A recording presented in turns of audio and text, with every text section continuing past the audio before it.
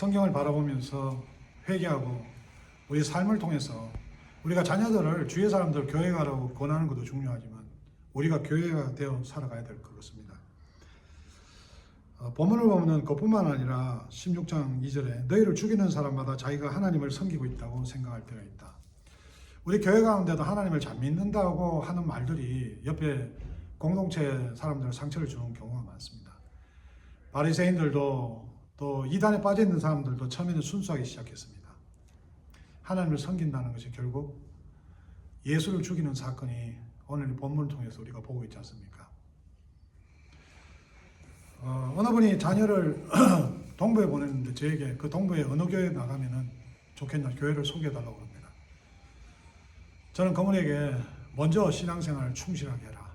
집에서 두 분을 통해서 교회 생활이 얼마나 중요한가를 가르쳐라.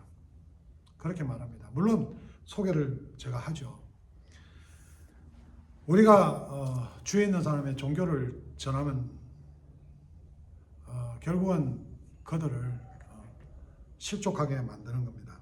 우리가 3절을 볼 때 그들은 아버지나 나를 알지 못하기 때문에 이런 일을 행할 것이다. 아직도 교회 안에서 예수 그리스도를 믿지 못하고 이 성삼위 하나님에서 이 세상을 이끌고 가는 것을 믿지 못하는 사람이 있기 때문에 그것이 큰 죄 중에 죄입니다. 그 열매들이 쭉 나오지만은 사람이 뭐 타락했다, 뭐 어떻다 저떻다 그 열매들 그 자체도 예수 그리스도를 믿지 못하기 때문에 오늘 그 죄를 죄라고 우리가 회개하지 못하고 오늘도 여전히 직분을 가지고 세상에서 그렇게 타락한 삶을 살아가고 있습니다. 5절에 보면 이제 나는 나를 보내신 분에게로 간다. 그러나 너희 중에서 나에게 어디로 가십니까? 라고 묻는 사람이 없다. 세족시 갈 때 떠나신다니까 제자들은 묻었죠. 어디로 가냐? 오늘 이 본문에 어디로 가냐는 질문은 그 어디로 가냐는 질문하고 틀립니다.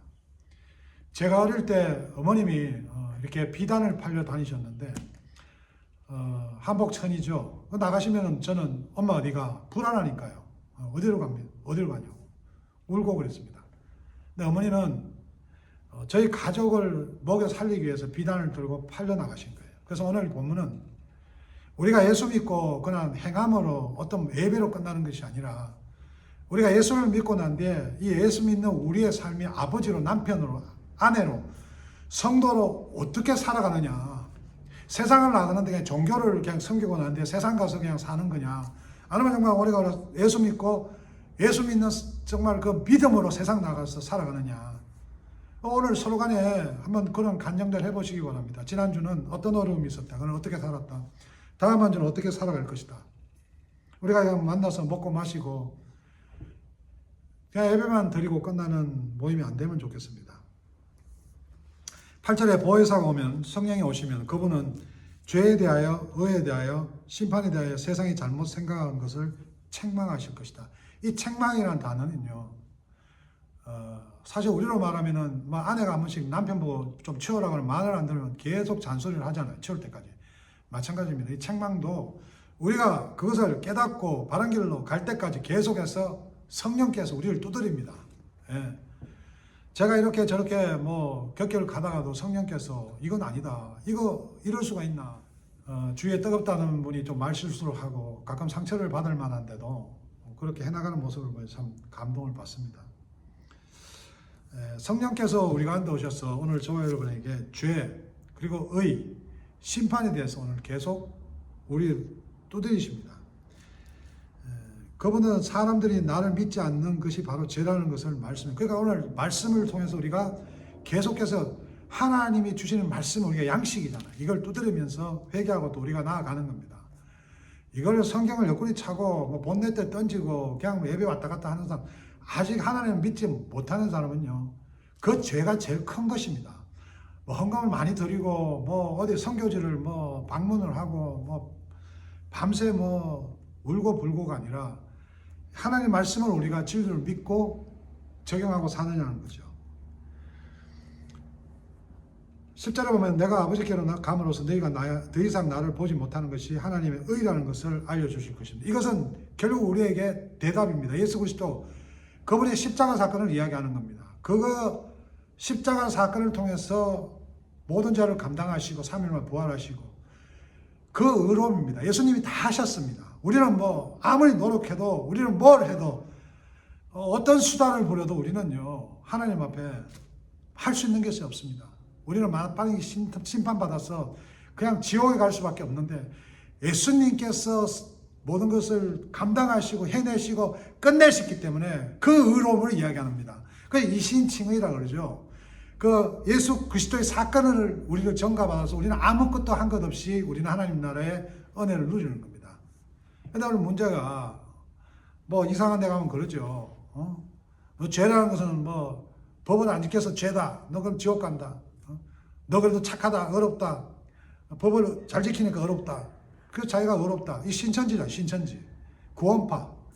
그리고 심판이라는 것은 법을 못 지키니까 심판받는다. 맞습니까 여러분? 저와 여러분 가운데 그렇게 법 잘 지키는 사람 있습니까? 여기? 여러분 한국의 국회의원들 갖다 세워놓으니까 코에 안 걸리는 사람 장관을 시키려고 그래도 안 하겠다 그래. 안 하겠다. 뭐 드러내지 그 장관까지 되고 그렇게 뭐 높은 자리에 올라갈 때까지 그 제대로 해서 그냥 올라가겠습니까 그래? 장로님이나 뭐 어떤 집사님이 그렇게 올라가면은 하나님의 말씀을 통해서 회개하고 그 자리에 올라가서 시인하고 잘못 인정하고 사람들의 감동을 좀 줬으면 좋겠습니다. 예. 국회의원들끼리도 갖다 포부하도 그냥 인정하는 사람이 없더라고요. 여러분 그거 다 시인해도 그냥 오케이 맞습니다 죄송합니다 그러겠죠. 당신 그러면 그거 다 내놔라. 그거는요 본인들 알아서 판단하고 일단 그 안에서는 알겠습니다 죄송합니다 그까지만 하면 사람들은 다 풀리는 겁니다. 그런데 교회 성도라는 분들이 그런데 올라가서 하나님의 그 복받았다는 사람들이 그 누가 하나 그렇게 물론 대통령과 여러 가지 연관된 사람들이 많겠죠. 각자의 신앙 고백입니다. 10절에 내가 아버지께로 가므로 너희가 더 이상 나를 보지 못하는 것이 하나님의 의라는 것을 성경에 모든 의는 예수 그리스도입니다.